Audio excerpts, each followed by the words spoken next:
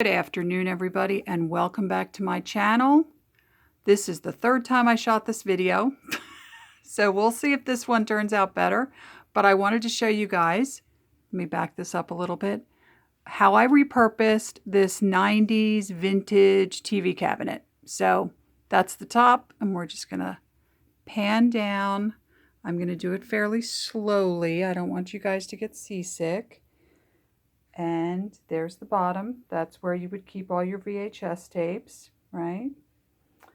Let me show you what I have over here. Some of you might remember this hat from a previous Goodwill haul. This beautiful hat. I just hung it on the corner. And then I'm going to go slowly. Don't want to make you guys sick. These are my I guess they're vintage now because they're from the 90s. My El Dia de las Muertes, Day of the Dead statues that I've collected from going to Mexico for years. Here's a little detail. I thought this was kind of nice. It's a sunflower on the side of the cabinet. And this is what I've done. So this is the top shelf. As you can see, it has all of my books. Give my phone a minute to focus.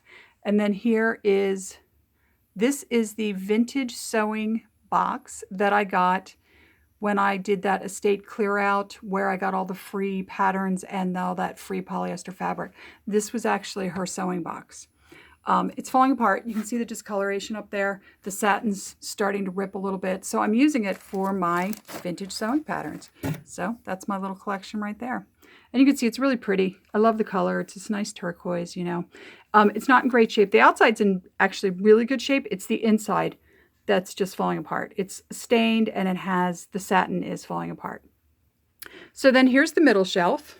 So the middle shelf, you'll see I have a lot of thread back there. Here is my tailor's chalk. There's a little container of that. That little unopened vintage tailor's chalk right there. And then I have back here, I have extra pins. And these are, sorry this is so dark, but I closed the window, I closed the shades so that I could get a little bit less glare. And then these are some kits for doing self-covered buttons. This is a mason jar that is just full of snaps. Then here, more thread. Sorry, that's hard to see. It's very dark back there. There's actually a light in here, which would be great, but the bulb is burnt out. So I don't know if it actually works. And then this, you can see, is just, this is kind of for inspiration. It's all my little trims that I've gotten recently. And then back there, you'll see more thread, right? Back here, and then more thread and some pins. This area is my buttons, my huge button collection. So these are all my vintage buttons that I have on cards. And I love keeping them out like this because they're really inspiring. They're all sets like this. So it's really nice to keep them together. Here is a mason jar with, look, vintage buttons just from the haul I did the other day. And then some more vintage buttons. Do you see a theme? And then, yes, look, more vintage buttons. And if you look back there, you will see, that's right, more vintage buttons. This is actually a jar I have. When I get these big tins, cookie tins, sorry, let me just try and adjust this.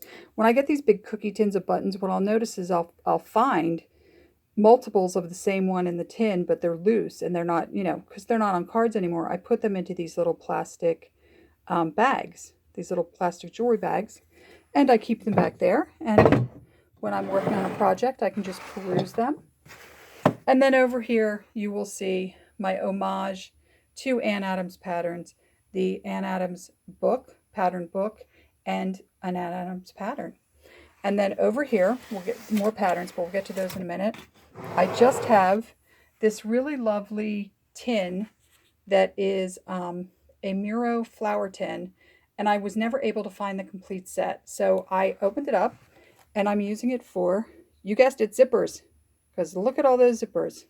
I never need to buy another zipper. And then over there, that's a photo of my best friend and I wasn't sure if she wanted to be on camera, so I just turned the photo. Now, this box, you will recognize some of these patterns. And I actually have 2 others in the other room that I will take pictures of.